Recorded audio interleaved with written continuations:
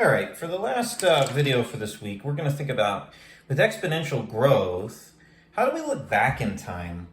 And I want to start by looking at this little example for teaching. It says a doubling function has an output of f of 7 equals 1056. So the first question is, what was f of 6? Doubling means that we're multiplying by 2 each time.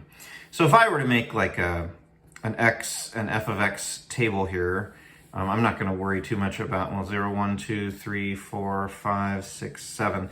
The output at number 7 is 1056. I'm supposed to figure out, well, what was the output at 6? Remember that what we did here was we multiplied by 2. So one way that I could figure that out is to just do 1056 divided by 2, and that would be, what, 528. Right? And so I know that the value at f of 6 was 528. But then it says, well, what was the value at f of 4? Well, I could divide by 2 again, and then divide by 2 again, and then I would get to f of 4. Before I do that, let me think about this. What I did here was, to figure this out, I did 1056 divided by 2. But remember that 2 is our common multiplier. It's what we're multiplying by. In other words, we could think of this as f of x equals some initial value, whatever f of 0 is, times 2 to the x power. It's 1 plus another 1. But instead of dividing by 2, remember that that's another way of saying, I could say that that's like multiplying by 2 to the negative 1, because that negative exponent moves it to the bottom of the fraction. If I were to keep going backwards and to divide by 2 again, because I would want to undo this multiplying by 2, and to divide by 2 again, well, divided by 2, that's 250 plus 14, so 264, and then this would be 132.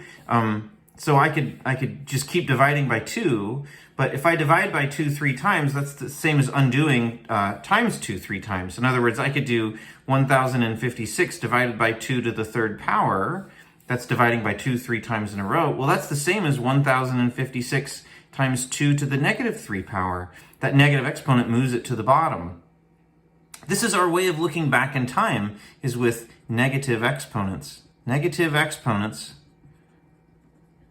look back in time because they're the same as dividing over and over and over when you use a negative exponent. And so we're going to use that to look back in time here. So let's look at 2 examples. It says an initial investment was made in 2005 with a growth rate of 9% each year. It doesn't tell us that initial investment. It tells us the current value in 2020 is $35,000. What was the initial investment?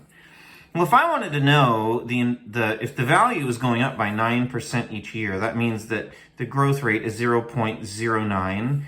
And I could think of $35,000 as my initial value if I wanted to know how much it'll be worth in 2021 or 2025 and in the future.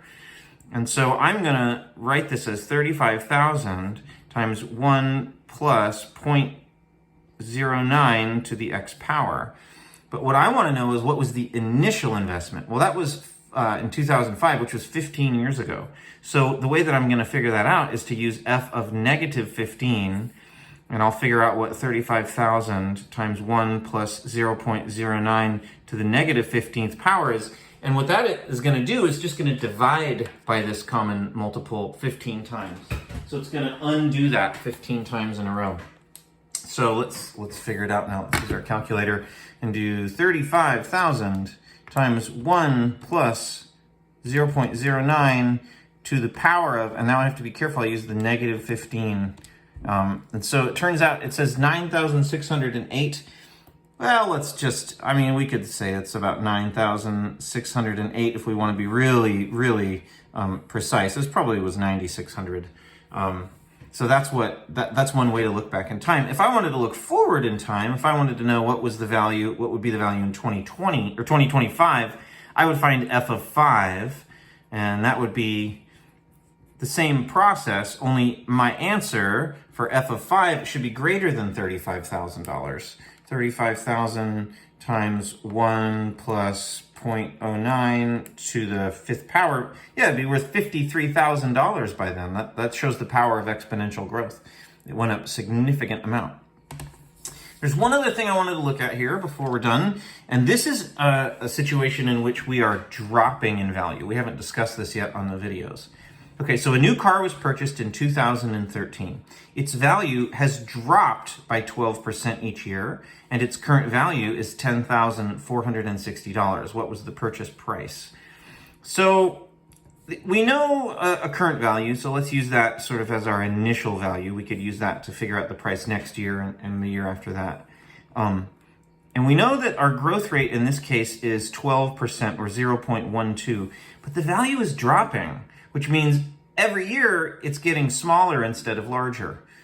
And so what does that look like? Well, it does mean that in 2013, when the car was purchased, the value should be greater than $10,460. But if we used 1 plus 0.12, that would mean the value was going up. So you might remember this from your days with Mr. Baxter, but if the value is dropping, that's called decay. And instead of 1 plus r, we do 1 minus the growth rate. We started with 100%, but we lost 12%, which means that we have 88% each year. But we can just write it, for our purposes, as 1 minus the growth rate.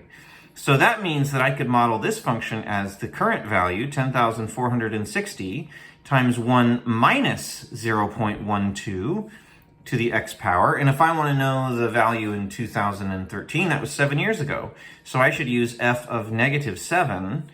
So that would be 10,460 times 1 minus 0.12 to the negative 7 power, which is approximately, let's figure it out,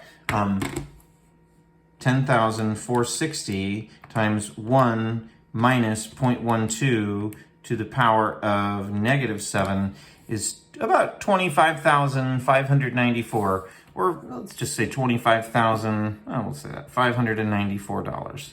Maybe 25,600 would be a good round number to use. So we use negative exponents to look back in time, and we subtract the growth rate when we're showing decay. Good luck.